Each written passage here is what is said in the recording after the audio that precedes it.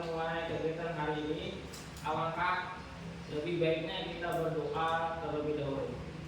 Silakan kepada salah satu murid Bapak untuk maju ke depan memimpin doa tersebut. Yang lain kita angkat tangan dan berdoa sama-sama. Bismillah. Ya, terima kasih. Akan duduk. Hari ini kita akan membuat yang namanya kesepakatan kelas.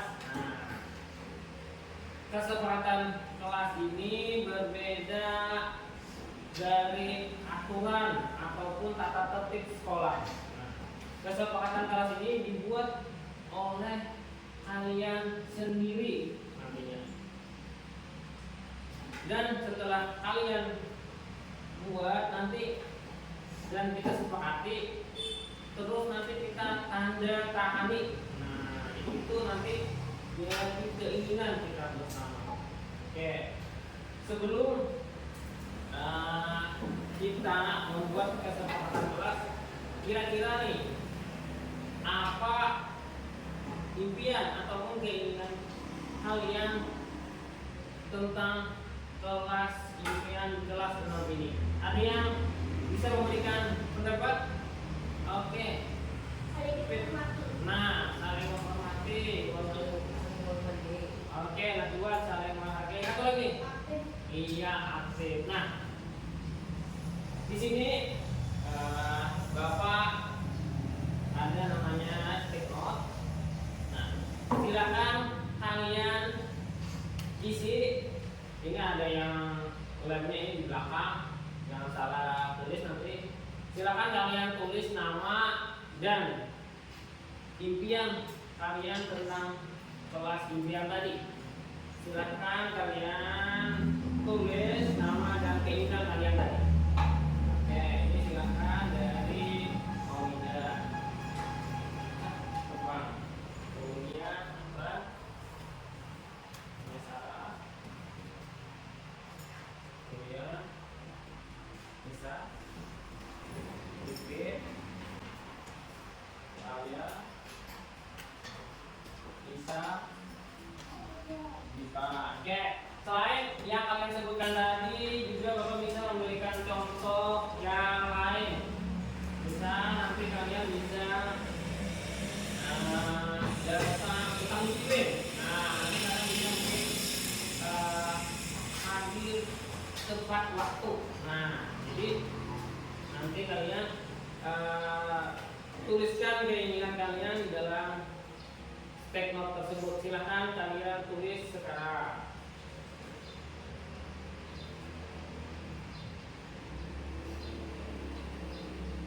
Sudah, Pak.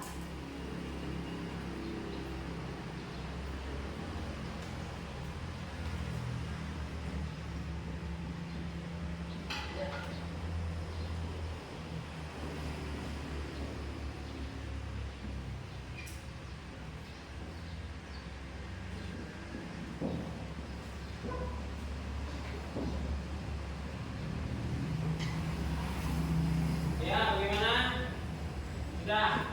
Kalau sudah selesai, silahkan kita tempel satu-satu ke depan terlebih dahulu. Kita tempel dulu di sini satu-satu. Dimulai dari Nisa. Silahkan kita tempel dulu di sini. Silahkan tempel dulu di sini. Oke, namanya juga. Oke, kemudian silahkan nantinya ayah silahkan maju ke depan. Tempel nanti di sini sebelah bisa. Oke, bagus. Terus sini Mas Sarah silahkan di depan. Silahkan tempel. Nanti kita bacakan sama-sama misalnya.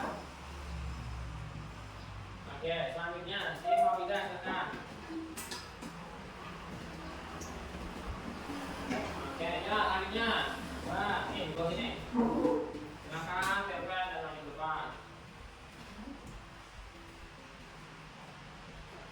Oke, selanjutnya bisa. Silahkan maju dan tempel ke depan. Ipin, silakan tempel. Oke, kemudian terakhir, Diva, silakan.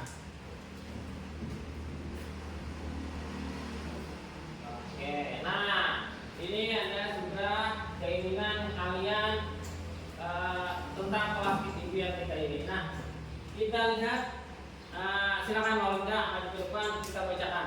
Nah, Maulida silakan bacakan ke depan. Ini yang pertama dulu silakan bacakan. Nih dari sini. Silakan Maulida lihat. Kita lihat sama-sama. Nih lihat. Ini bacakan ini apa? Ini impian kelas yang pertama apa bacanya? Nah, aktif. Oke, yang kedua semangat. Yang ketiga berbicara dengan sopan. Yang keempat saling menghargai. Yang kelima oke, saling menghargai juga. Ya sama. Kemudian mengumpul tugas tepat waktu. Nah, saling menghormati dan toleransi. Oke, jadi silakan duduk untuk Maulida. Yang pertama ini kita buat dulu kesepakatan kelas ini ada aktif semangatnya lah. Nah, jadi kesepakatan kelas kita yang pertama adalah aktif dan semangat. Oke, kemudian nah sini berbicara dengan sopan. Nah, yang kedua berbicara dengan sopan.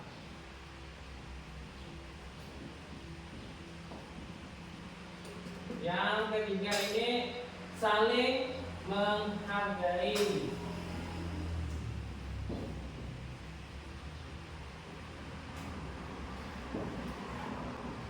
Yang selanjutnya nih ada mengumpul tugas. Nah, jadi ada teman kita mengumpul tugas tepat waktu.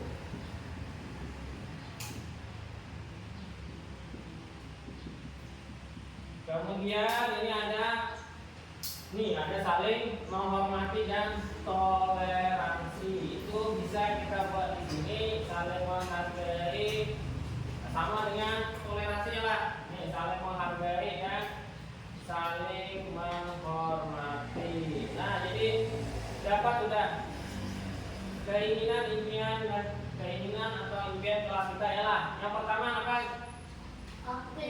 Aktif dan semangat. Yang kedua berbicara dengan sopan. Ketiga saling menghargai dan saling menghormati. Yang keempat mengumpul tugas tepat waktu. Oke, jadi kita buat nanti kesepakatan kita di sini. Nah, kita buat di dalam ini dan kita tanda tangani. Oke.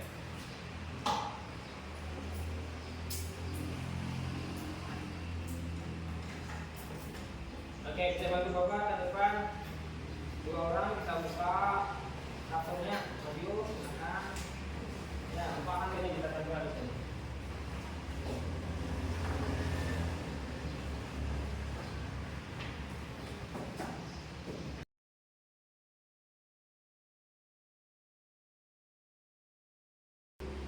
Ya, karena sudah kita buat, jadi Bapak akhiri dengan ucapan Assalamualaikum warahmatullahi wabarakatuh. Waalaikumsalam warahmatullahi wabarakatuh.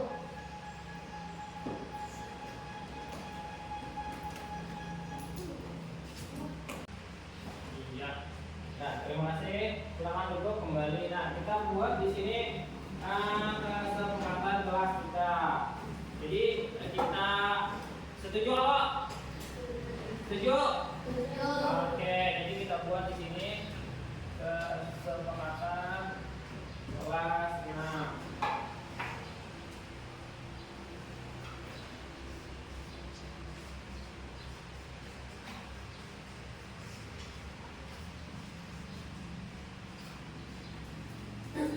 Yang pertama apa tadi?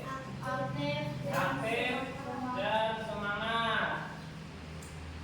Yang kedua, berbicara dengan sopan.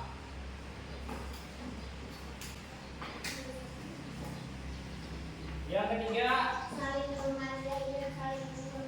saling menghargai dan menghormati.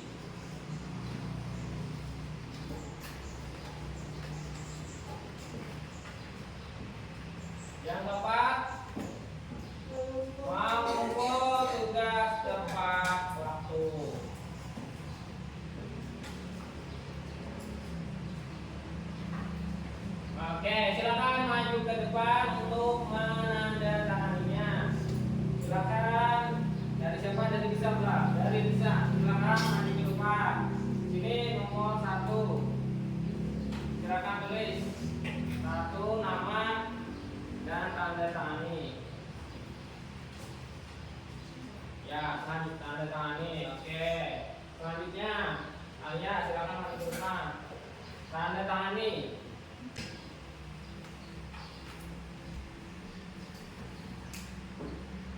Oke.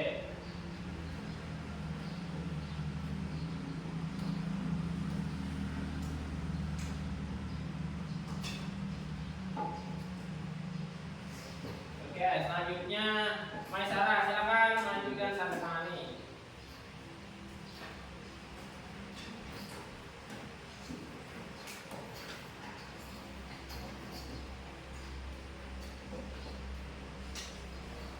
Oke, bagus. Maulida silakan ke depan dan tanda tangani. Oke, Najwa juga siap-siap nanti silakan maju dan tanda tangani. Ini adalah kesepakatan kelas kita yang berlaku mulai sekarang. Jadi kesepakatan yang kita buat ini adalah hasil dari musyawarah yang ada di kelas kita. Oke, Najwan, silakan lanjutkan. Ini bisa 5.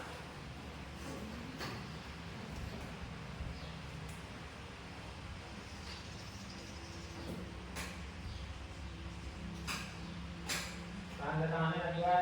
Oke, selanjutnya silakan Nisa maju. Nisa, oke. Ipit siap, silakan maju juga.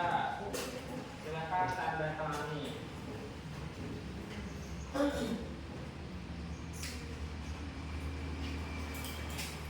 Ipit silakan.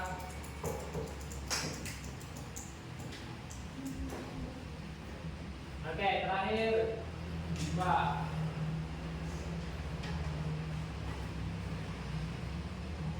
Oke, silakan Mbak.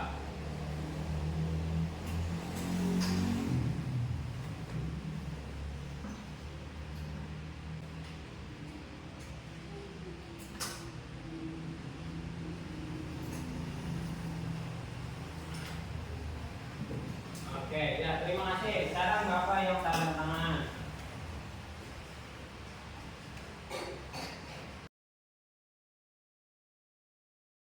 Ya, oke. Jadi Bapak ulang lagi. Yang pertama kesepakatan kita adalah Apit dan semangat. Yang kedua berbicara dengan sopan. Yang ketiga Saling menghargai dan saling menghormati. Oke, yang keempat Menunggu jelas dengan waktu. iya, terima kasih. Jadi kita hari ini kita sepakati tanggal 20 Juli tahun 2023. Oke. Demikianlah kesepakatan kelas yang telah kita buat. Mudah-mudahan kita bisa menjalankannya dengan baik. Ini Bapak akhiri dengan ucapan Assalamualaikum warahmatullahi wabarakatuh. Waalaikumsalam warahmatullahi wabarakatuh. Kenapa nama saya Sofia Sarah, siswa kelas 6 SD Swasta Literat. Hari ini saya merasa senang kita sudah membuat kesepakatan kelas. Mudah-mudahan kami bisa melaksanakan kesepakatan kelas yang telah kami buat dengan baik. Kenalkan, nama saya Ridwan Afif Rahman, siswa kelas 6. Tadi kami sudah membuat kesepakatan kelas yang sudah kami tanda tangan bersama. Mudah-mudahan kami bisa menjalankannya. Assalamualaikum warahmatullahi wabarakatuh. Alhamdulillahirrahmanirrahim. Wassalatu wassalamu ala asyrofil anbiya'i wal mursalin wa ala alihi washabihi ajmain. Yang saya hormati ibu-ibu dan bapak dari SDN Sungai Padang Tengah yang telah bersedia hadir dalam sesi kita hari ini, yaitu modul 1.4 budaya positif mengenai calon guru penggerak saya sendiri angkatan 8 Kabupaten Hulu Sungai Utara. Sebelum kita memulai acara ini, baiknya kita memulainya dengan ucapan basmalah. Ya, modul 1.4 budaya positif yang akan saya sampaikan hari ini yang pertama yaitu perubahan paradigma belajar, yang kedua disiplin positif, yang ketiga motivasi perilaku manusia, yang keempat kebutuhan dasar manusia, yang kelima posisi kontrol guru, yang keenam keyakinan kelas, dan yang terakhir segitiga restitusi. Nah, Bapak Ibu sekalian, di sekolah kita ini telah menerima tahun ajaran baru, tahun pelajaran 2023 dan 2024.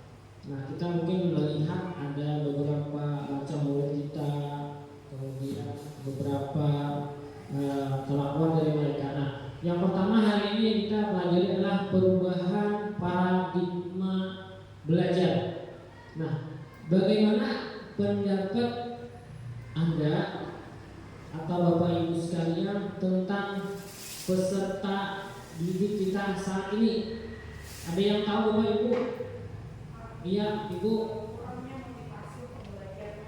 Nah, kurangnya motivasi untuk belajar. Yang lain? Iya. Suka main game. Nah, suka main game. Oke, satu lagi mungkin ada. Nah, ya Pak. Semangatnya dalam belajar sangat kurang sekarang ini, Pak. Nah, semangatnya kurang dalam belajar. Ya, betul Bapak dan Ibu yang telah kalian sampaikan tadi. Kurang semangat dalam belajar. Oke. Kemudian, nah ada lagi Bapak Ibu. Setelah kita mengetahui tentang peserta didik kita tadi, kemudian apa kelebihan peserta didik kita sekarang dan apa harapan atau keyakinan Bapak Ibu nanti ke depannya terhadap mereka? Siapa Bapak Ibu mungkin ada yang bisa menambahkan kelebihan peserta didik? Siapa? Iya Bu. Nah, lebih maju,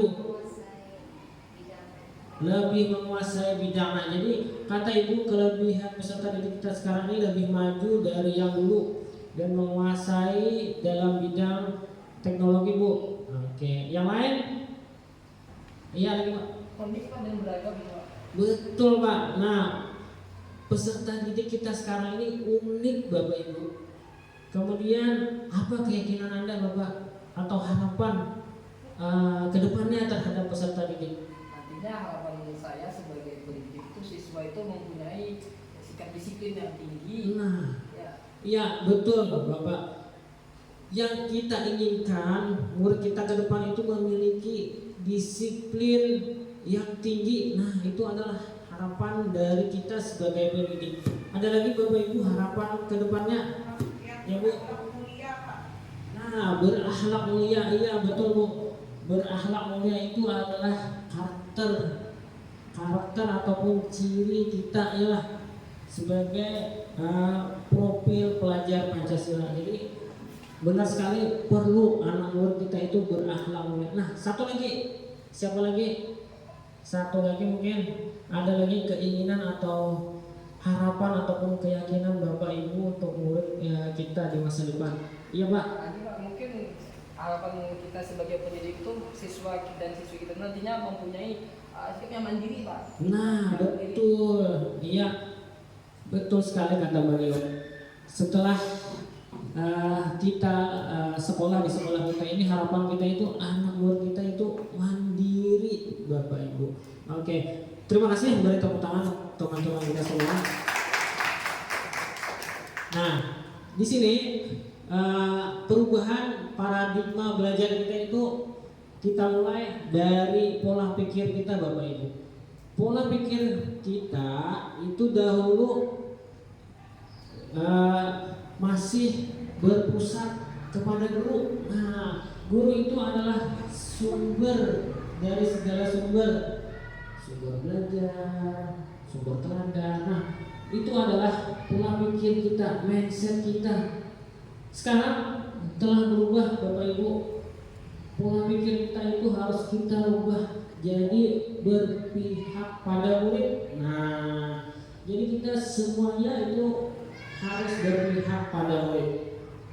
Kemudian kita setelah mengetahui kelebihan keadaan peserta didik kita bisa meminimalisir kekurangan. Nah, kita tadi ada yang unik, kemudian ada yang memiliki potensi dan sebagainya. Jadi, setelah kita mengetahui itu, kita bisa meminimalisir segala kekurangan peserta didik tersebut.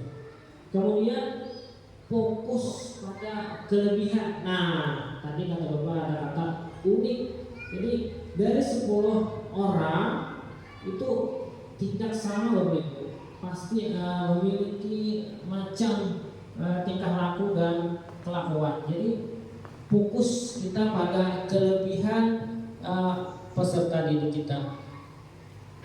Itu ada seperti pepatah, satu keteladanan lebih baik dari 1000 kata-kata. Yang kedua, disiplin positif dan nilai-nilai kebajikan. Sekarang cobalah kita angkat tangan kita, silakan Bapak Ibu, kita genggam, kita umpamakan, kita andaikan bahwa kita memiliki sesuatu hal yang penting di dalam tangan kita. Nah, kemudian silakan Ibu menghadap ke teman kita, mintalah teman kita untuk membuka. Nah, silakan hadapkan ke teman Bapak Ibu sekalian, mintalah ke teman kita tadi, ya, satu orang untuk mencoba membuka, ya, satu orang, silakan satu orang untuk mencoba membuka tangan yang kita kepalkan tadi. Nih, ya, ini Ibu. Ya, Ibu yang kepalkan tangan, satu yang mencoba membuka. Nah, yang mencoba membuka ini boleh membujuk, boleh merayu. Nih Ibu, silakan Ibu satu yang kepalkan, satu yang membuka. Iya, nah, ya, satu yang mencoba membuka. Ya, tangan Ibu dekatkan di sini. Ibu mencoba membuka, coba buka kepala tangannya, coba. Ibu ini ke sini Bu, Ibu bukan Bu. Ibu mencoba ini membuka kepala tangan ibunya. Oh, membuka ya Ibu, ya, karena ada yang penting di tangan Ibu, pasti Ibu mempertahankan. Iya, nah, udah kita pisit. Oke, nah, ya, apa yang terjadi dengan Ibu tadi? Ibu mempertahankan tangan ataupun kepalanya dengan sekuat tenaga. Walaupun nanti dirayu, dibujuk, bahkan dihati oleh temannya tadi, tetap Ibu mempertahankan kepala tangan. Nah, di sini berarti kontrol tangan Ibu adalah diri Ibu sendiri. Nah, oke. Kemudian ini ada Dr. William Blaser meluruskan teori kontrol yang sedang terjadi, miskonsepsi. Yang pertama itu ilusi guru mengontrol murid. Nah, di sini Bapak Ibu tidak bisa sepenuhnya untuk mengontrol murid. Nah, tidak mungkin. Anak itu sebenarnya hanya perlu diberikan dorongan. Nah, kemudian yang kedua, ilusi bahwa semua penguatan ataupun penguatan positif, efektif dan bermanfaat. Di sini Bapak Ibu, tidak semua penguatan itu bermanfaat. Nanti mungkin anak-anak itu akan ketergantungan. Jadi jangan terlalu memberikan penguatan positif. Kemudian yang ketiga, ilusi bahwa kritik dan membuat orang merasa bersalah dapat menguatkan karakter. Jadi tidak semua itu bisa kita kritik Bapak Ibu. Bila kita mau mengkritik, alangkah baiknya kita mengkritik dengan sifat yang membangun. Nah, kemudian yang keempat, ilusi bahwa orang dewasa memiliki hak untuk memaksa. Ini miskonsepsi atau kesalahpahaman yang sangat sering kita lakukan, bahwa sebenarnya hak itu ialah setiap manusia itu memiliki hak, jadi tidak hanya orang dewasa, Bapak Ibu. Kemudian ini ada stimulus respon dan teori kontrol. Ini ada dua perbedaan. Yang pertama, realitas ataupun kebutuhan kita sama, sedangkan teori kontrol itu realitas kebutuhan itu memandangnya berbeda. Kemudian stimulus respon berikutnya, semua orang melihat hal yang sama, sedangkan teori kontrol setiap orang memiliki gambaran berbeda. Kemudian kita mencoba mengubah orang agar berpandangan sama dengan kita, sedangkan teori kontrol kita berusaha memahami pandangan orang lain tentang dunia. Kemudian stimulus respon berikutnya, perilaku buruk dilihat sebagai suatu kesalahan. Nah, ini juga salah. Kemudian diperbaiki di teori kontrol, semua perilaku itu ada tujuannya. Nah, jadi Bapak Ibu, anak murid kita itu kalau berbuat kesalahan jangan langsung disariki bahasa kita atau dimarahi. Di sini setiap perilaku itu pasti memiliki tujuan. Nah, jadi kita tanyakan dulu, jangan langsung marah-marah. Kemudian stimulus respon berikutnya, orang lain bisa mengontrol saya. Nah, itu kesalahannya. Yang benar adalah hanya Anda yang bisa mengontrol diri Anda, seperti kepala tangan tadi. Jadi Anda dapat mempertahankan sesuatu yang berharga di tangan Anda. Berarti Anda bisa mengontrol diri sendiri. Kemudian pemaksaan ada pada saat rujukan gagal. Teori kontrolnya kolaborasi dan konsensus menciptakan pilihan-pilihan baru. Yang terakhir, model berpikir menang atau kalah. Nah, sekarang itu adalah model berpikir menang-menang, Bapak Ibu. Jadi jangan lagi ada mindset kita itu menang kalah. Jadi sekarang kita berpikirnya adalah menang-menang. Oke. Selanjutnya, makna kata disiplin. Bapak pendidikan kita, Ki Hajar Dewantara, menyatakan bahwa di mana ada kemerdekaan, disitulah harus ada pilihan yang kuat. Sungguh pun disiplin itu bersifat self-disiplin, yaitu kita sendiri yang mewajibkan kita dengan sekeras-kerasnya. Tetapi itu sama saja, sebab jikalau kita tidak cakap melakukan self-disiplin, wajiblah penguasa lain mendisiplinkan diri kita. Dan peraturan demikian itulah harus ada di dalam suasana yang merdeka. Ki Hajar Dewantara, Pemikiran Konsepsi Keteladanan Sikap Merdeka, cetakan kelima, tahun 2013, halaman 470. Kemudian definisi merdeka menurut Ki Hajar Dewantara. Nah, merdeka iku jarwanya Nora mau lepasin pangre ning oga kuat kuasa mandiri priangga. Artinya merdeka itu artinya tidak hanya terlepas dari perintah, akan tetapi juga cakap buat memerintah diri sendiri. Nah, merdeka itu adalah ini cakap atau kita tuh bisa untuk membuat memerintah diri sendiri. Nah, kemudian ini ada pendapat dari ahli disiplin menurut Dian Gosen. Yang pertama, Dian menyatakan bahwa arti kata disiplin berasal dari bahasa Latin disiplina, yang artinya belajar. Kata disiplin juga berasal dari akar kata yang sama dengan disiplin atau murid atau pengikut. Nah, kemudian untuk menjadi seorang murid atau pengikut seseorang harus paham. Nah, harus paham betul alasan mengapa mereka mengikuti suatu aliran. Nah, suatu aliran atau ajaran tertentu. Sehingga motivasi yang terbangun adalah motivasi intrinsik, bukan ekstrinsik. Nah, motivasi yang muncul Bapak Ibu dari dalam diri, bukan dari luar, dari keinginan seseorang. Ya, intrinsik itu dari keinginan dari dalam diri. Kemudian tujuan disiplin positif ini adalah yang pertama menanamkan motivasi untuk menjadi orang yang mereka inginkan. Nah, anak murid kita itu pasti punya cita-cita Bapak Ibu. Jadi mereka punya keinginan, ada yang ingin jadi dokter, ada yang ingin jadi polisi. Jadi kita ini tugasnya adalah menanamkan motivasi. Nah, sehingga mereka menjadi apa yang mereka inginkan.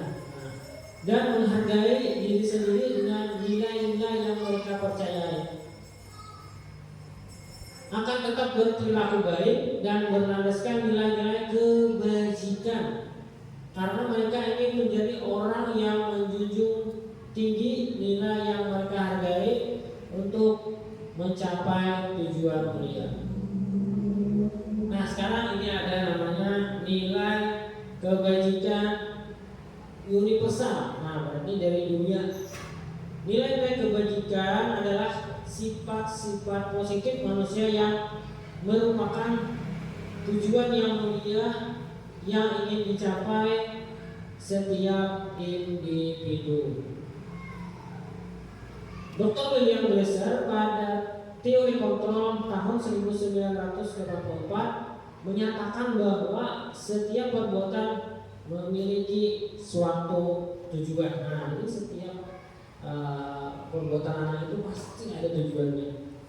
Karena mereka unik, jadi mereka melakukan hal-hal yang berbeda sesuai dengan tujuan masing-masing. Kemudian Diana Gosen tahun 1998 mengemukakan bahwa dengan mengaitkan nilai-nilai kebajikan yang diyakini seseorang, maka motivasi intrinsiknya akan terbangun sehingga menggerakkan motivasi dari dalam untuk dapat mencapai tujuan mulia yang diinginkan. Nah, ini ada nilai-nilai kebajikan dari 6 institusi atau organisasi Bapak Ibu yang ada di dunia. Yang pertama itu adalah profil pelajar Pancasila. Ini diterapkan dan di Indonesia. Yang pertama, profil pelajar Pancasila beriman, bertakwa kepada Tuhan Yang Maha Esa dan berakhlak mulia. Yang kedua, mandiri. Yang ketiga, bernalar kritis. Yang keempat, berkebinekaan global. Yang kelima, bergotong royong. Dan keenam, kreatif. Nah, itu adalah profil pelajar Pancasila. Kemudian selanjutnya dari institut atau organisasi EBO, mereka menyatakan nilai-nilai kebajikan yang mereka buat: toleransi, rasa hormat, integritas, mandiri, menghargai, antusias, empati, keingintahuan, kreativitas, kerjasama, percaya diri, dan komitmen. Oke. Kemudian ada lagi dari Institut 9 pilar karakter dari IHF. Yang pertama itu cinta Tuhan dan segenap ciptaannya. Yang kedua, kemandirian dan tanggung jawab kejujuran. Yang ketiga, hormat dan sopan santun. Yang keempat, dermawan. Yang kelima, percaya diri, kreatif, dan pekerja keras. Keenam, kepemimpinan dan keadilan. Ketujuh, baik dan rendah hati. Yang kedelapan, toleransi, kedamaian, dan kesatuan. Nah, yang keempat itu dari institut atau organisasi Lifelong Guidance and Life Skill. Mereka membuat nilai-nilai kebajikan. Yang pertama tentang keterampilan hidup. Yang pertama dapat dipercaya, lurus hati. Lurus hati, pendengar yang aktif, tidak merendahkan orang lain, memberikan yang terbaik dari diri.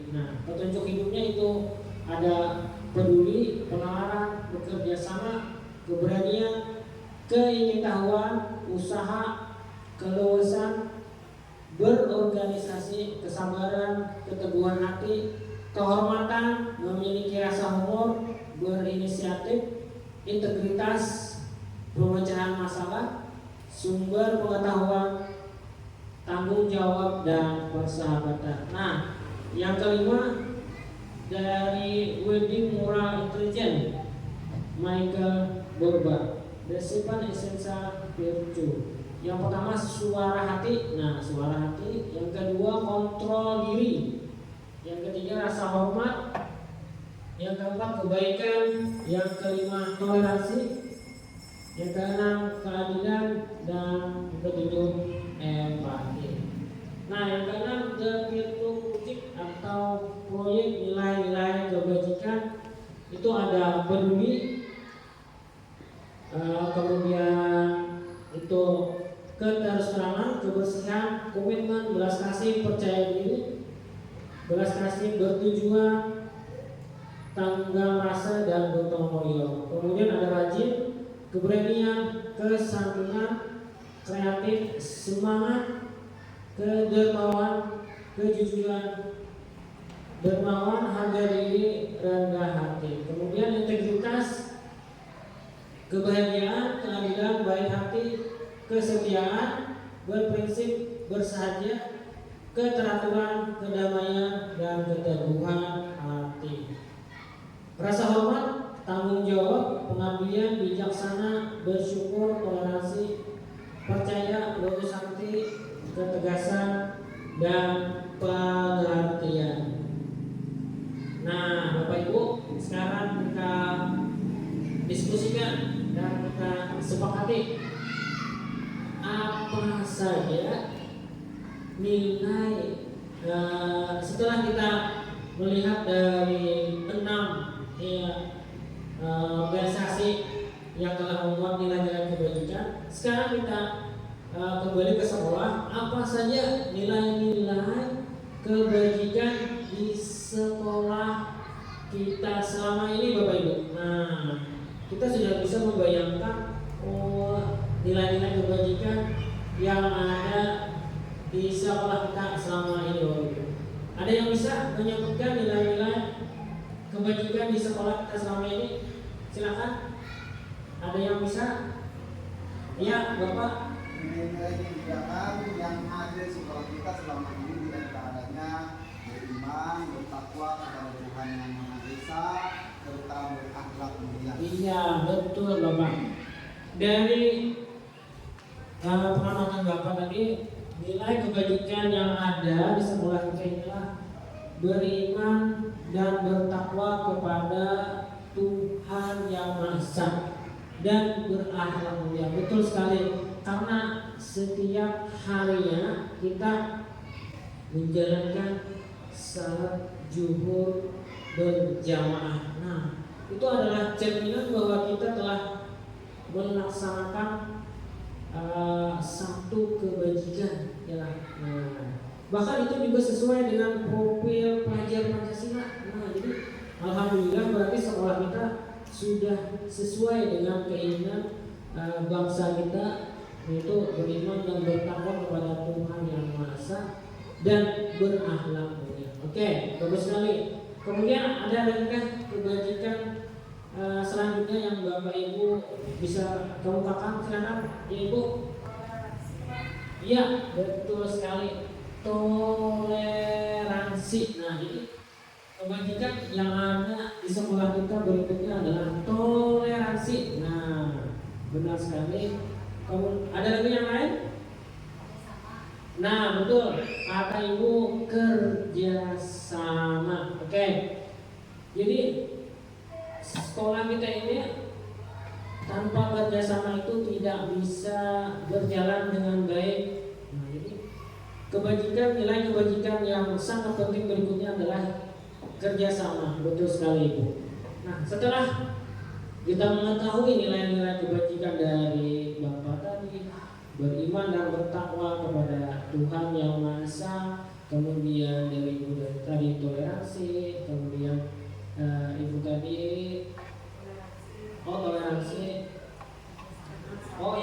toleransi dan kerjasama. Nah, setelah kita mengetahui nilai-nilai kebajikan di sekolah kita tadi, apakah perlu dirubah Bapak Ibu atau kita tambahin kan? Perlu dirubah atau ditambahin? Bagaimana Bapak Ibu? Apakah perlu ditambah atau dirubah? Bagaimana Bu? Perlu ditambah atau ditingkatkan lagi. Iya, bisa Bu. Perlu ditambah dan ditingkatkan lagi. Berarti misalnya Bu, nilai kebajikan seperti apa yang perlu kita tambahin lagi?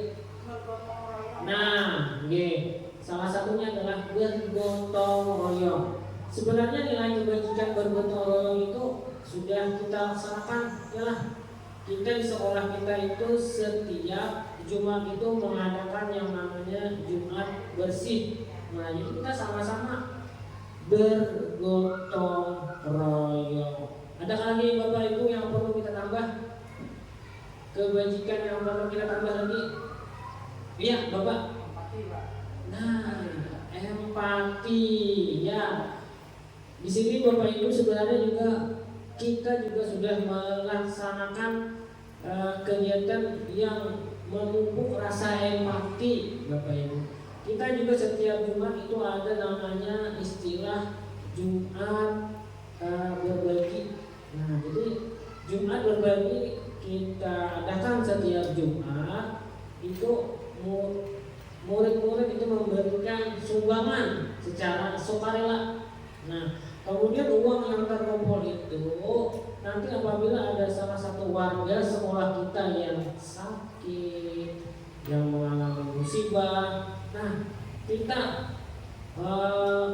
berbagi, melakukan ya membantu peserta didik kita tadi yang mengalami kemalangan. Jadi dengan adanya kegiatan Jumat berbagi itu membuat atau memupuk rasa empati kita terhadap sesama warga sekolah. Kemudian, nah, yang ketiga yaitu motivasi perilaku manusia. Teori motivasi perilaku manusia di sini disampaikan oleh Diane Bosen dalam bukunya Restructuring School Discipline, menyatakan ada 3 Bapak Ibu motivasi perilaku manusia. Yang pertama yaitu untuk menghindari ketidaknyamanan atau hukuman. Nah, biasanya di sini kita bertanya pada diri sendiri, apa yang akan terjadi apabila saya tidak melakukannya? Nah, ini motivasi ini yang pertama, motivasi perilaku menghindari hukuman. Biasanya menghindari hukuman ya lah. Biasanya anak-anak itu supaya jangan dihukum bapak, supaya jangan dihukum ibu. Jadi mereka melakukan sesuatu itu untuk menghindari hukuman. Yang kedua, untuk mendapatkan imbalan, nah, dari orang lain atau institusi. Di sini biasanya apa yang akan saya dapatkan apabila saya melakukannya. Ini biasanya dari orang lain. Biasanya kita kalau anak murid kita memberi iming-imingannya lah. Atau orang tua bisa juga, ada orang tua pernah cerita mereka memotivasi anak dengan kata-kata, nanti nak kalau kamu peringkat 1 nanti bapak berikan sepeda. Nah, itu adalah motivasi untuk mendapatkan imbalan dari orang lain. Jadi si anak setelah mendapatkan dorongan dari orang lain, perilakunya berubah. Dia belajar lebih giat, dia membaca buku lebih sering karena adanya dorongan atau motivasi dari orang tuanya. Kemudian yang ketiga, untuk menghargai diri sendiri, ini adalah yang perlu kita bentuk Bapak Ibu. Karena yang dua tadi adalah motivasi dari luar. Sedangkan yang ketiga adalah motivasi dari dalam dirinya sendiri. Inilah yang harus kita tanamkan ke murid kita. Yang ketiga ini adalah hal yang paling penting untuk menghargai diri sendiri. Saya akan menjadi orang yang seperti apa yang melakukannya. Nah, ini motivasi internal yang harus kita munculkan dari dalam diri anak. Inilah tujuan sebenarnya dari disiplin positif. Tujuan sebenarnya dari disiplin positif. Kemudian ini ada kasus Bapak Ibu. Nah, ini ada cerita kasus hukuman penghargaan. IPA kurang menguasai mata pelajaran matematika, sehingga pada saat pelajaran tersebut berlangsung, dia lebih banyak berdiam diri atau menggambar di buku pelajarannya. Pada saat guru matematikanya, nah ini namanya Pak Seno, menanyakan pertanyaan, IPA menjadi gugup dan tak sengaja menjatuhkan tasnya dari kursi, serta tiba-tiba menjadi gagap pada saat berupaya menjawab. Seluruh kelas pun tertawa melihat perilaku IPA yang bicara tergagap dan terkejut tersebut. Pak Seno pada saat itu membiarkan teman-teman IPA menertawakan IPA yang tergagap dan malu luar biasa, dan malahan minta IPA untuk maju ke depan, dan berdiri di depan kelas sambil menunjuk hidungnya. Karena tidak bisa menjawab pertanyaan Pak Seno, kelas pun makin gaduh, makin ribut, dan anak-anak pun tertawa melihat di depan kelas memegang ujung hidung. Nah, ini ada cerita dari Eva dengan gurunya Pak Seno. Nah, pertanyaannya, apakah Anda setuju dengan tindakan Pak Seno terhadap IPA? Apakah Anda setuju atau tidak? Nah, mengapa? Mungkin ada yang bisa. Siapa? Mungkin ada yang bisa, Bapak Ibu. Menurut Ulun tidak setuju dengan tindakan Pak Seno terhadap IPA karena itu bisa berdampak buruk terhadap si anak tadi, si IPA, karena itu terkesan membuli. Ya, terima kasih Bu. Oke. Jadi Ibu tadi tidak setuju karena itu Pak Seno nanti terkesan membuli ya. Oke. Yang lain? Yang lain mau memberikan pendapatnya? Silakan, ada lagi yang mau memberikan pendapatnya? Apakah Anda setuju dengan tindakan Pak Seno terhadap IPA? Setuju atau tidak, Bapak Ibu? Ya, semuanya kita tidak setuju. Dan sesuai kata Ibu tadi, karena Pak Seno itu nantinya terkesan membuli. Nah, karena perbuatan membuli itu tidak baik untuk mental anak kita, Bapak Ibu. Kemudian menurut Anda, tindakan Pak Seno terhadap IPA adalah sebuah hukuman atau konsekuensi? Mengapa? Menurut Anda, tindakan Pak Seno terhadap IPA adalah sebuah hukuman atau konsekuensi? Mengapa? Ada yang bisa untuk mengungkapkan pendapatnya, Bapak Ibu? Oke, silakan Pak Ahmad Subaini. Terima kasih atas kesempatannya.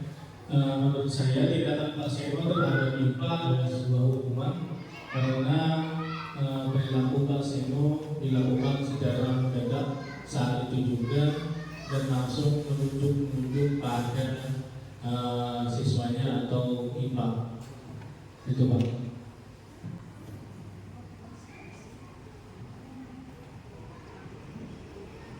Oke, ada yang lain teman-teman? Ada yang lain? Kata Pak Masudari tadi itu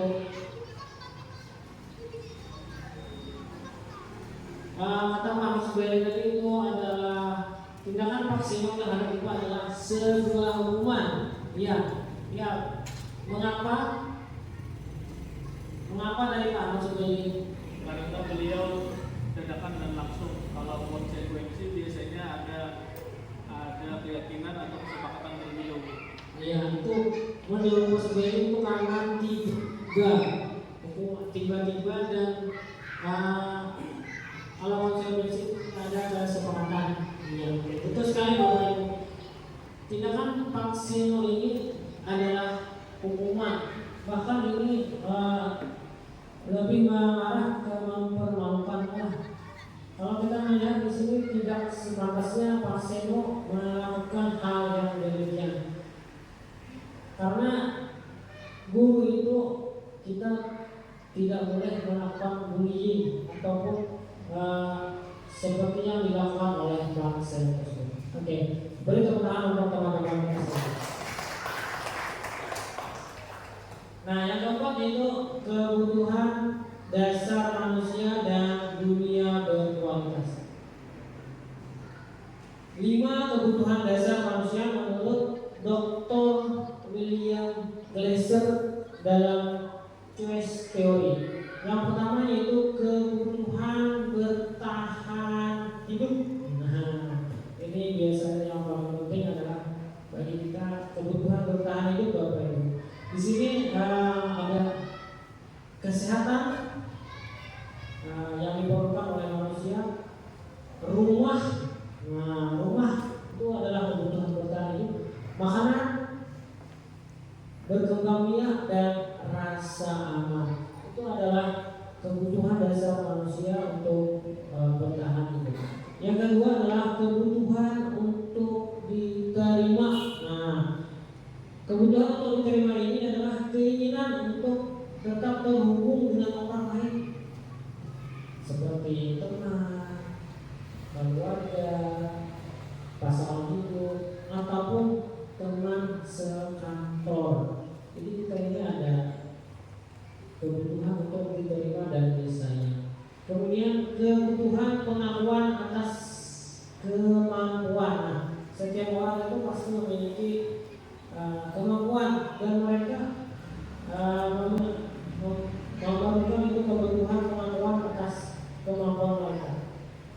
Keinginan untuk dianggap berharga. Nah, itu adalah kebutuhan dasar manusia dan bisa membuat perbedaan. Kebutuhan dasar manusia berikutnya yaitu kebutuhan akan pilihan. Nah, kebutuhan akan pilihan ini adalah keinginan untuk tetap terhubung. Nah, kebutuhan akan pilihan itu kebutuhan mereka untuk memiliki hak untuk memilih. Nah, setiap manusia atau setiap orang itu memiliki hak untuk memilih. Kemudian selanjutnya kebutuhan untuk merasa senang. Nah, kebutuhan merasa senang ini meliputi kesenangan Bapak Ibu bermain dan bertawa. Jadi itu adalah 5 kebutuhan dasar manusia yang ada di dalam kehidupan. Nah, sekarang dunia berkualitas. Dunia berkualitas adalah tempat khusus dalam pikiran Anda ini, dalam pikiran kita. Tempat Anda menemukan gambaran representasi dari semua yang Anda inginkan.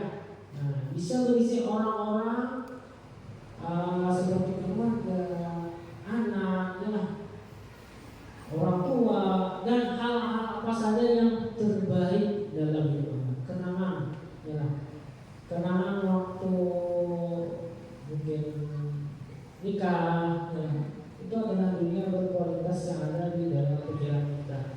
Kemudian karena punya anak, ya waktu kecil, dan membuat Anda merasa bahagia. Nah, dengan adanya kenangan tadi, dengan adanya representasi gambaran di pikiran kita itu, kita ini merasa bahagia dan terpenuhi kebutuhan dasar. Kemudian menurut Dr. William Glasser menyebutnya seperti semacam album foto Bapak Ibu, sehingga isinya tidak akan terlalu banyak. Hanya akan terdiri dari beberapa hal saja yang sangat signifikan dan benar-benar terbaik dalam hidup Anda, yang membuat hidup Anda menjadi lebih bermakna. Kemudian yang kelima, posisi kontrol guru. Nah, di sini kita bertujuan guru dapat melakukan refleksi atas disiplin yang dijalankan selama ini dan dampaknya untuk murid-murid.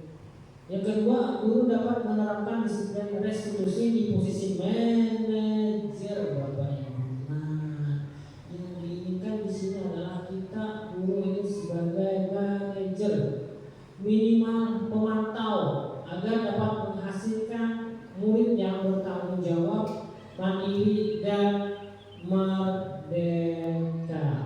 Kemudian tujuan berikutnya, guru dapat menganalisis secara krisis, reflektif dan terbuka atas penemuan diri yang didapatkan dari mempelajari posisi 5 kontrol. Nah, ini Bapak Ibu, 5 posisi kontrol restitusi menurut Diana Gosser. Yang paling bawah atau paling pertama, paling bawah itu adalah guru atau kita ini biasanya sebagai penghukum. Yang ada Bapak Ibu, biasanya kita anak murid kita ini kalau ada kesalahan langsung memberikan hukuman. Nah, berarti posisi kita sebagai penghukum. Kemudian posisi kita yang kedua itu membuat merasa bersalah. Nah, kita membuat mereka merasa bersalah. Kemudian posisi kontrol yang ketiga adalah teman. Nah, sebagai teman, kadang kita berbicara pada murid kita, posisi kita nanti sebagai teman. Kemudian posisi kontrol keempat adalah sebagai pemantau. Nah, pemantau. Kemudian yang diinginkan dalam posisi kontrol ini terakhir adalah sebagai manajer. Nah, Bapak Ibu, ini sebagai penghukum itu ada sering kita lakukannya lah Bapak Ibu. Nah, jadi setelah kita mengetahui posisi kontrol yang diinginkan, kita ubahlah. Nah, ini ada yang pertama sebagai penghukum, patuhi aturan saya atau awas. Nah, itu kita langsung marah-marah. Kemudian kamu selalu saja salah. Ada lagi, selalu, pasti selalu yang terakhir selesai. Nah, itu adalah kata-kata posisi kita sebagai penghukum Bapak Ibu. Dengan ada suara tinggi, nah, itu pasti ada orang marah-marah, ya. Ada orang marah-marah itu dengan suara yang rendah, pasti langsung dengan ada suara yang tinggi. Kemudian bahasa tubuhnya, nah, ini rancang kalau kita menunjuk, nah, ini harus, nah, oke, jangan lagi Bapak Ibu. Kadang mata juga ini, nih, nah, mata lewat mata bawah, ya, ini saking marahnya. Kadang juga di wajah kita merah, iya, itu sudah apa itu bahasa agamanya kemasukan setan, nah, ini dengan jari menunjuk dan mata yang melotot. Nah, kemudian posisi kita kontrol kedua itu membuat rasa bersalah. Ini sudah posisi kedua Bapak Ibu. Kita bersuara dengan lembut, ya, kita bersuara dengan lembut. Bapak atau Ibu kecewa dengan perbuatan kami, kita bapak menginginkan. Nah, dia merasa ada salah, bapak kecewa. Nah, jadi dengan kita berbicara itu, ada nanti timbal balik menjadi anak, dia merasa kasihan bapak, ya, itu membuat rasa bersalah. Misalnya lagi, kalau orang tua kalian tahu perbuatan seperti ini, apa mereka tidak mau? Lanjut nih ya, jangan sampai melakukan. Ini bu, ini pak, insya Allah ulun berubah, insya Allah ulun ada terlalu lagi datang sekolah. Dengan suara yang lembut, dengan rendah diri kita berbicara dengan nyaman kepada Allah. Kemudian sebagai teman, nah ini posisi yang ketiga.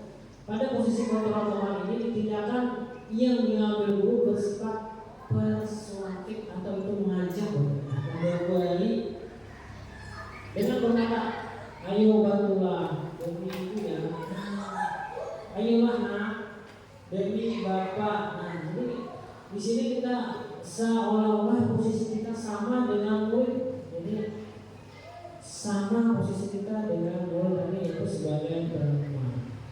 Kemudian sebagai pemantau, nah pada posisi ini dapat diartikan kalau guru sebagai pengawas, nah pemantau ini melihat saja ataupun pengawas.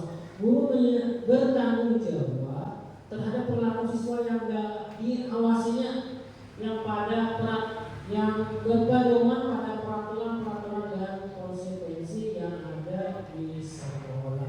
Misal Bapak Ibu, ada murid kita terlambat ya. Nah jadi kita tanya, oh Najwa terlambat, jadi bangun si terlambat karena bangun kesiangan Pak. Nah kita kan sudah membuat kesepakatan atau ada aturan kelas, ada aturan atau tertib di sekolah yang tidak membolehkan datang terlambat. Nah, jadi karena Najwa terlambat tadi berarti Najwa melanggar peraturan. Nah, karena sesuai dengan peraturan berarti Najwa nanti mengambil sampah ya. Nanti Najwa mengambil sampah di depan kelas. Bapak lihat dari sini ya. Nah, karena Bapak dari melihat, Bapak lihat dari sini itu posisi guru itu sebagai pemantau, ya, sebagai pemantau. Nah, yang terakhir itu sebagai manajer. Nah, ini tujuan dari posisi kontrol kita. Pada posisi kita sebagai guru tentunya memposisikan diri dengan baik pada setiap permasalahan yang dihadapi dalam penegakan disiplin ataupun penumbuhan karakter terhadap siswa. Nah, jadi Bapak Ibu yang selama ini kita sebagai penghukum, sebagai teman ataupun sebagai pemantau, kita perlahan kita tingkatkan sedikit demi sedikit posisi kita atau posisi kontrol kita sebagai guru. Yang dari awalnya itu sebagai penghukum kita tingkatkan, walaupun sedikit kita tingkatkan nanti sebagai teman. Kalau bisa itu kita tingkatkan nanti sampai ke posisi manajer Bapak Ibu sekalian. Nah, sekarang ini yang keenam itu keyakinan kelas. Nah, keyakinan kelas. Keyakinan kelas yang pertama bersifat lebih abstrak dari peraturan, yang lebih rinci dan konkret. Ini Bapak Ibu kesepakatan kelas ataupun keyakinan kelas ini hendaknya kita buat sesuai dengan yang ada sekarang itu awal tahun pembelajaran. Kesepakatan kelas ataupun keyakinan kelas itu berbeda Bapak Ibu dari peraturan kelas ataupun tata tertib di sekolah. Kalau keyakinan kelas itu berupa pernyataan-pernyataan universal, kemudian senantiasa dibuat dalam bentuk positif. Keyakinan kelas itu dibuat oleh semua peserta didik. Sedangkan peraturan sekolah ini dibuat oleh sekolah. Jadi berbeda Bapak Ibu antara peraturan sekolah dan keyakinan kelas. Kemudian keyakinan kelas tersebut karena dibuat oleh semua peserta didik, mereka nantinya merasakan kan merasa ikut, merasa memiliki andil dalam membuat peraturan. Misalnya mereka menginginkan kelas itu bersih. Nah, jadi nanti kita buat keyakinan kelasnya menjaga kebersihan kelas. Nah, dengan adanya kesepakatan kelas yang mereka sepakati dan mereka tanda tangani, itu akan membuat dorongan dari dalam diri untuk melaksanakan keyakinan kelas tersebut. Nah, mereka akan menjaga kebersihan kelas. Kemudian mungkin keyakinan kelas berikutnya, mereka keinginan mereka hadir tepat waktu. Nah, insya Allah kalau mereka membuat kesepakatan, jadi kelas kita itu tidak akan ada nanti datang yang terlambat, karena mereka dengan sadar, dengan keinginan sendiri membuat kesepakatan untuk datang tidak terlambat. Nah, kemudian keyakinan kelas hendaknya tidak terlalu banyak. Nah, dari ratusan sampai 20 4, 5, 6 coba, sehingga mudah diingat dan dipahami oleh semua warga kelas. Sebaiknya sesuatu yang dapat diterapkan di lingkungan tersebut. Semua warga kelas hendaknya ikut berkontribusi. Nah, dalam pembuatan keyakinan kelas lewat kegiatan curah pendapat. Nah, bersedialah Bapak Ibu meninjau kembali keyakinan kelas dari waktu ke waktu. Ya, bersedia. Nah, di sini ada prosedur pembentukan keyakinan kelas. Yang pertama, mempersilakan warga sekolah atau murid sekolah untuk bercurah pendapat tentang peraturan yang perlu disepakati di sekolah ataupun kelas. Yang kedua, mencatat semua masukan-masukan para murid atau warga sekolah di papan tulis atau di kertas besar ataupun di karton, di mana semua anggota atau warga sekolah bisa melihat curah pendapat tersebut. Yang ketiga, susunlah keyakinan kelas sesuai prosedur pembentukan keyakinan kelas. Gantilah kalimat-kalimat dalam bentuk negatif menjadi positif. Ini misalnya ada kalimat negatif, jangan berlari di kelas atau koridor. Kita ubah, berjalanlah di kelas atau koridor. Kalimat negatif kita ubah menjadi kalimat positif. Yang keempat, tinjau kembali daftar curah pendapat yang sudah dicatat. Yang kelima, tinjau ulang keyakinan kelas atau secara bersama-sama. Nah, sebaiknya keyakinan kelas tidak terlalu banyak.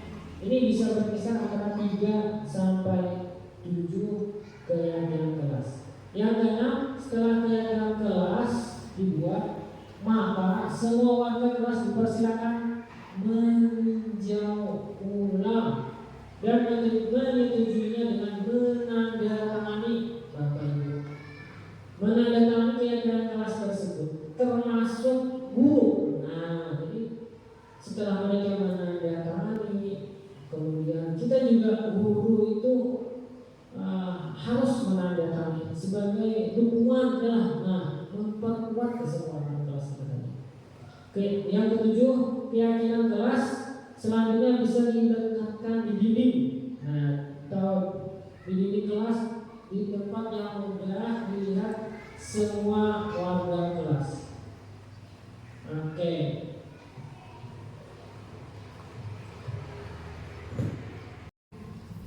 Contoh keyakinan kelas 6 SDN Sungai Pandan Tengah. Yang pertama, aktif dan semangat. Yang kedua, berbicara dengan sopan. Yang ketiga, saling menghargai dan menghormati. Yang keempat, mengumpul gas tepat waktu.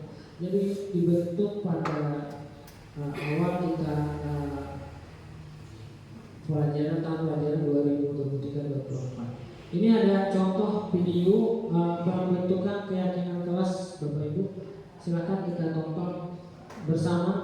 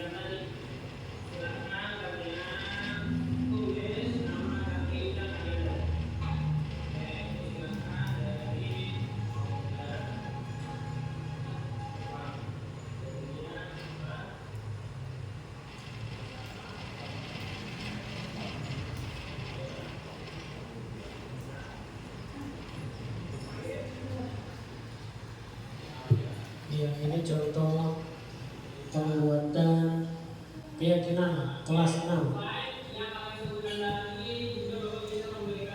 Jadi kita mengajak ya para peserta atau murid kita untuk terlibat aktif di kelas.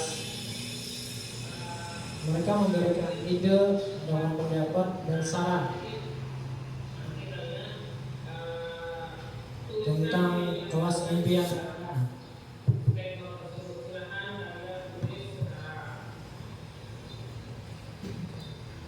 Jadi mereka ataupun siswa kita itu menuliskan catatan di sticky note. Mereka mengungkapkan pikiran, mereka mengungkapkan pendapat masing-masing. Jadi kita sebagai guru nanti akan membuat suatu kalimat dari keinginan murid-murid tersebut. Kalau ada nanti kata-kata yang negatif, kita buat menjadi positif.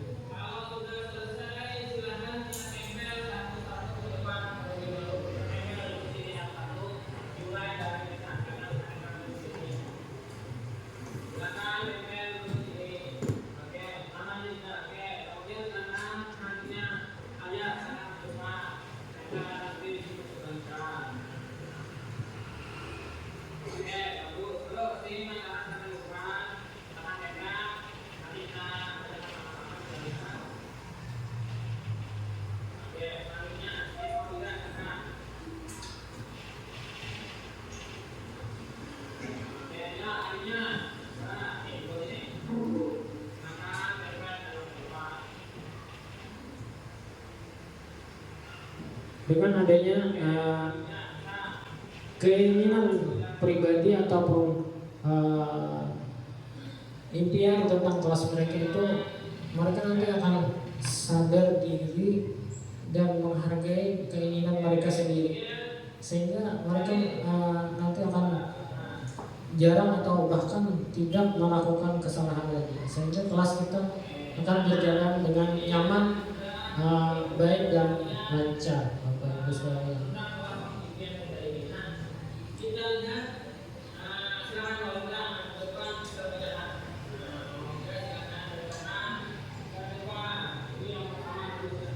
Kita lakukan interaktif dengan murid kita agar mereka merasa ikut berpartisipasi dalam pembuatan kegiatan kelas tersebut.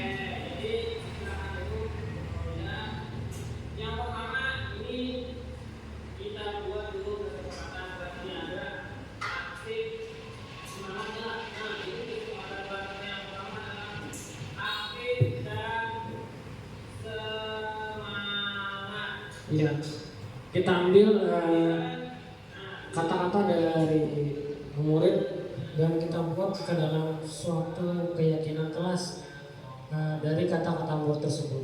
Kita jadikan acuan atau dasar untuk membuat keyakinan kelas. Yang ketiga ini saling menghargai.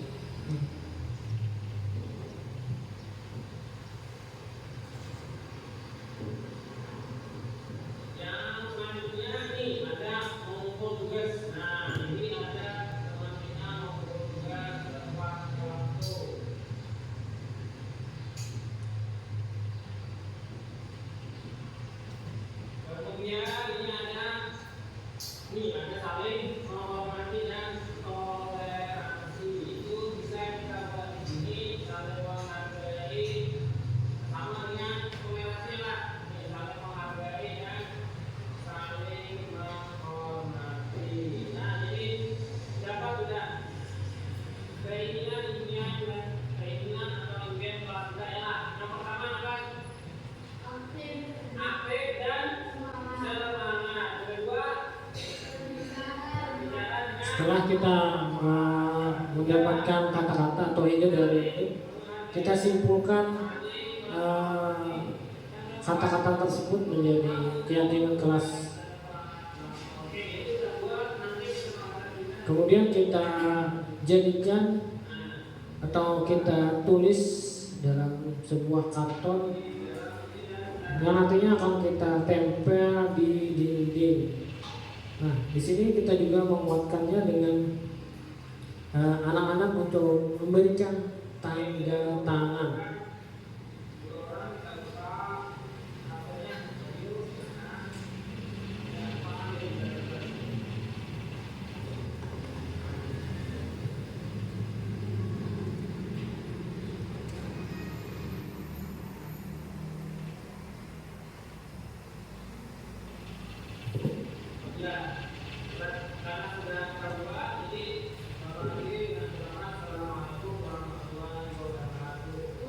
Oke, jadi telah terbentuk kesepakatan kelas, kemudian kita mintakan umpan balik dari anak-anak kita.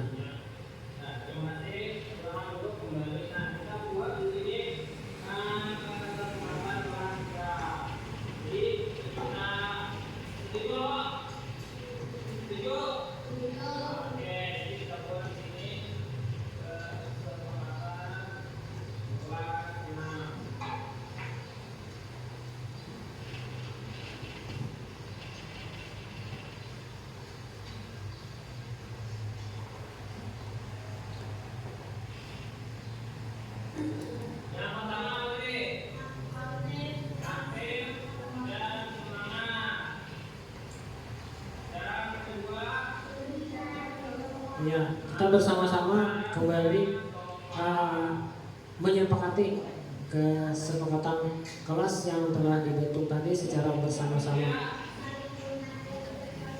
dengan meminta murid untuk menyebutkannya bergantian.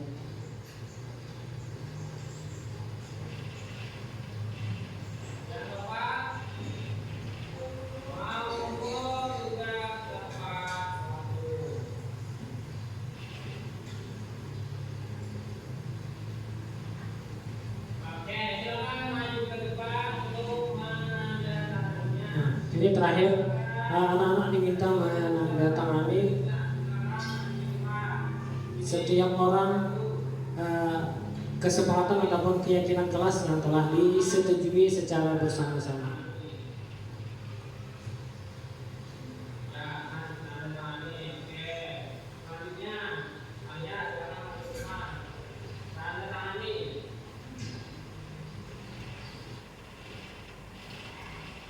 Iya.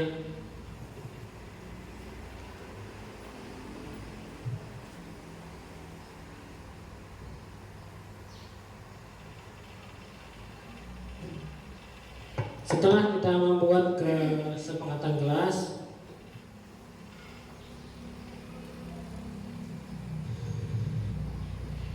yang ketujuh yaitu hukuman, konsekuensi, dan restitusi.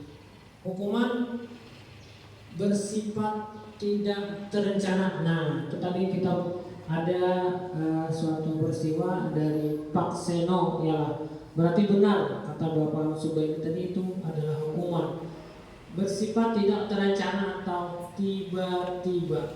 Kemudian bersifat satu arah. Nah, itu biasanya kita sebagai guru itu langsung tujuan ke murid, jadi bersifat satu arah. Kemudian berupa fisik. Nah, ada yang memukul atau mencubit, itu fisik. Nah, ada yang psikis seperti yang dialami oleh Eva tadi. Eva tadi itu mengalami nanti tekanan mental, Bapak Ibu. Kemudian kalau konsekuensi sudah terencana, nah, sudah disepakati, kemudian diberikan berdasarkan suatu data yang umumnya dapat diukur. Murid tetap dibuat tidak nyaman. Nah, murid itu merasa tidak nyaman untuk jangka waktu pendek. Guru memonitor murid. Nah, ini berarti guru ini sebagai pemantau. Kemudian yang diinginkan itu adalah kita melakukan restitusi, Bapak Ibu. Apa itu restitusi? Adalah proses menciptakan kondisi bagi murid untuk memperbaiki kesalahan mereka. Nah, jadi ini ada suatu jalan untuk memperbaiki kesalahan. Nah, apabila murid kita itu memiliki kesalahan, sehingga mereka bisa kembali pada kelompok mereka. Nah, mereka bisa kembali kepada kelas mereka dengan karakter yang lebih kuat nih. Ada rasa di hati ini, nah, ini tadi rasa salah tadi hilang ya, sehingga terbentuklah karakter yang lebih kuat. Kemudian merupakan proses kolaboratif yang mengajarkan murid untuk mencari solusi untuk masalah mereka dan membantu murid berpikir tentang orang seperti apa yang mereka inginkan, dan mereka harus memperlakukan orang lain. Itu dari Kelsen Gesen 1996. Kemudian ada dihukum oleh pengajar. Menurut Alfikon, saat kita berulang kali menjanjikan hadiah kepada anak-anak agar berperilaku bertanggung jawab, atau kepada seorang murid agar mempelajari sesuatu yang baru, atau kepada seorang karyawan agar melakukan pekerjaan yang berkualitas. Nah, kita tuh sebenarnya sedang berasumsi mereka tidak melakukannya, atau mereka tidak akan memilih untuk melakukannya. Itu menurut Alfikon. Kemudian Alpikon kembali, penghargaan maupun hukuman adalah cara-cara mengontrol perilaku seseorang yang menghancurkan potensi. Nah, jadi penghargaan itu menghancurkan potensi untuk pembelajaran yang sesungguhnya, Bapak Ibu. Kemudian tindakan belajar itu sendiri adalah penghargaan sesungguhnya. Tindakan memberi penghargaan nilainya sama dengan menghukum seseorang. Nah, jadi kadang Bapak Ibu memberi penghargaan itu sama dengan menghukum seseorang. Penghargaan itu sifatnya Bapak Ibu sekalian, yang pertama pengaruh jangka pendek dan jangka panjang. Penghargaan itu adalah menurunkan kualitas, Bapak Ibu sekalian. Kemudian penghargaan itu tidak efektif. Nah, penghargaan itu mematikan kreativitas. Biasanya anak-anak kalau kita memberikan penghargaan, mereka senang, tapi mereka sampai di sana saja. Itu mematikan kreativitas mereka. Kemudian penghargaan itu merusak hubungan. Nah, itu yang nomor 2, biasanya merasa kecewa. Yalah, jadi itu penghargaan kadang merusak hubungan. Kemudian penghargaan itu sifatnya menghukum. Kemudian penghargaan juga mengurangi ketepatan. Kemudian penghargaan adalah motivasi dari dalam diri. Tujuan segitiga restitusi. Guru, yang pertama, guru mengetahui restitusi sebagai salah satu cara menanamkan disiplin positif pada murid sebagai bagian dari budaya positif di sekolah. Guru dapat menerapkan restitusi dalam membimbing murid berdisiplin positif agar menjadi murid merdeka. Yang ketiga, guru dapat menganalisis dengan sikap reflektif dan kritis penerapan disiplin positif di lingkungannya. Nah, ini yang kita kehendaki, Bapak Ibu. Dengan menggunakan restitusi, yaitu sebuah pendekatan untuk menciptakan disiplin positif.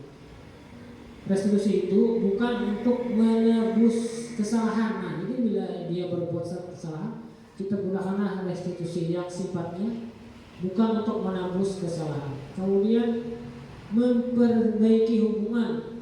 Nah, kemudian restitusi itu juga merupakan tawaran, bukan paksaan. Kemudian menuntun untuk melihat ke dalam diri ini, ke dalam dirimu. Kemudian restitusi itu fokus pada solusi. Nah, kemudian mencari kebutuhan dasar yang mendasari tindakan, itu juga sifat dari restitusi. Kemudian restitusi ini adalah cara yang paling baik. Nah, selain menghukum dan penghargaan tadi. Kemudian fokus pada karakter. Nah, kita fokus pada karakternya, bukan pada tindakan. Kemudian restitusi itu bersifat menguatkan. Kita menguatkan murid, Bapak Ibu, sehingga dia tidak merasa bersalah. Kemudian mengembalikan murid yang berbuat salah pada kelompoknya. Ini ada contoh pemecahan masalah dengan menggunakan segitiga restitusi. Silakan Bapak Ibu lihat dan pelajari contoh video dari segitiga restitusi yang ada di sebelah kita.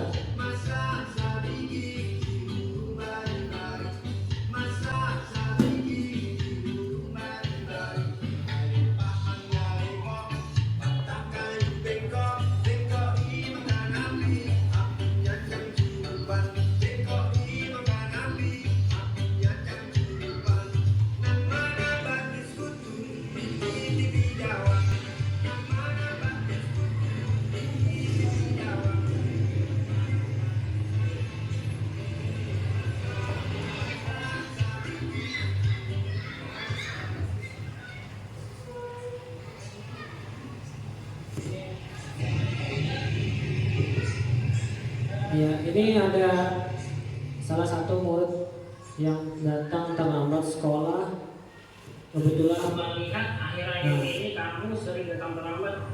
Mengapa kamu sering datang terlambat, Maulida? kita tanyakan dulu alasannya Bapak Ibu. Menurut ingatan kamu, sudah berapa kali kamu terlambat ke sekolah, Maulida? Kita lakukan eksplorasi dulu ke dalam diri mereka. Datang terlambat itu berbuat salah, Maulida. Baik, Maulida, berbuat salah itu manusiawi. Nah, setiap orang pasti pernah berbuat kesalahan. Yang terpenting kita menyadari akan kesalahan tersebut dan kita jadikan pelajaran serta berusaha untuk berikutnya. Nah, sekarang kita cari solusi dari masalah yang Maulida hadapi. Maulida sering Ya, terlambat. ini ada validasi tindakan yang salah. Ini kita memvalidasi dari alasan kenapa Maulida sering terlambat. Jadi kamu sering begadang karena nonton drama Korea. Kamu masih ingat keyakinan jelas yang sudah kita sepakati, Maulida?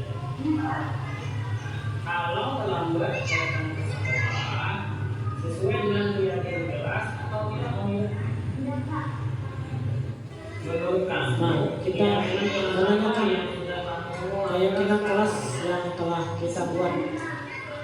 Jadi disiplin itu anak atau murid kita itu nanti akan menggali lagi kesepakatan keyakinan kelas yang telah kita sepakati tersebut. itu akan membuat kita Kemudian kita berikan itu penguatan kembali kepada kita itu. dan tidak akan datang terlambat ke sekolah karena kita tadi menghargai waktu.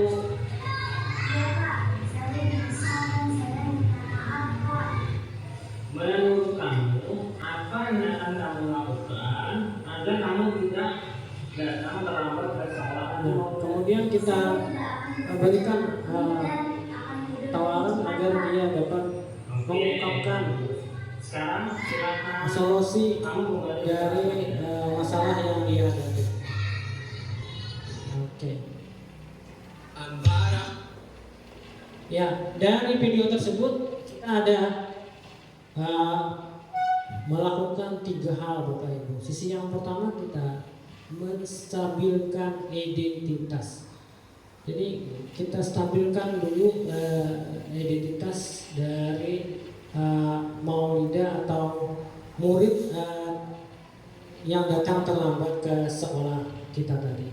Kemudian yang kedua kita lakukan validasi tindakan yang salah. Nah, kita tanyakan lagi Maulida apakah sesuai dengan keyakinan kelas. Nah, kita validasi lagi tindakan yang salah tadi. Kemudian yang sisi ketiga yaitu menanyakan keyakinan. Nah, di sini kita kembali menanyakan keyakinan ke dalam diri siswa tersebut. Nah, ini ada beberapa contoh yang kita lakukan dalam menstabilkan identitas. Nah, seperti berbuat salah itu tidak apa-apa. Tidak ada manusia yang sempurna. Dengan kata-kata seperti itu kita dapat membuat dirinya yang merasa bersalah menjadi tenang kembali. Kemudian ada lagi, Bapak Ibu tidak tertarik mencari siapa yang salah, tapi ingin mencari solusi dari permasalahan ini. Sebenarnya sederhana Bapak Ibu, tapi itu sangat bermakna bagi murid kita karena akan menstabilkan emosi dari dalam diri mereka.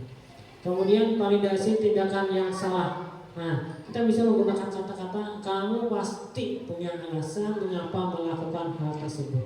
Nah, jadi dia pasti ada alasannya.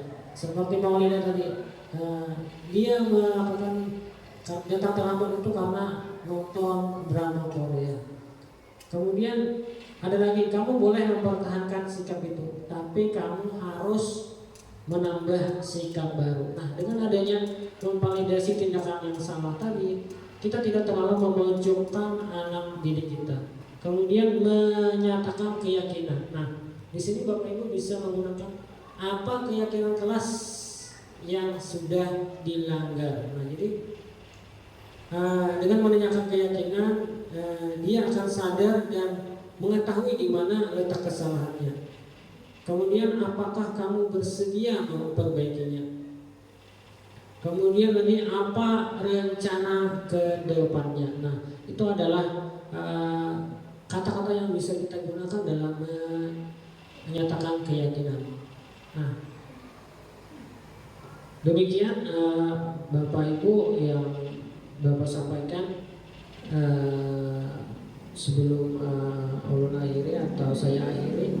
Mungkin ada tanggapan ataupun umpan balik dari rekan-rekan sejawat kepada Ibu, saya persilakan.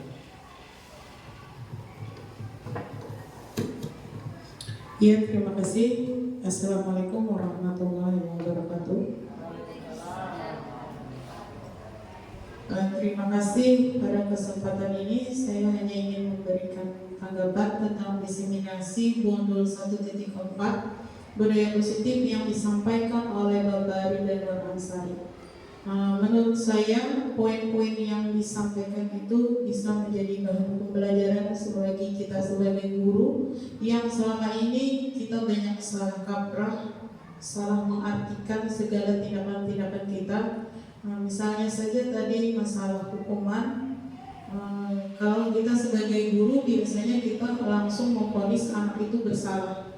Ternyata kita bisa menyelesaikannya dengan segitiga restitusi, yang dimana intinya itu adalah untuk mencari solusi, bukan untuk mencari siapa yang salah, sehingga anak dapat memperbaiki kesalahan-kesalahan yang dibuatnya. Terima kasih. Assalamualaikum warahmatullahi wabarakatuh. Ya, tepuk tangan buat Ibu. Demikianlah apa yang dapat saya sampaikan. Diseminasi modul 1.4 budaya positif di sekolah. Saya akhiri dengan ucapan wassalamualaikum warahmatullahi wabarakatuh.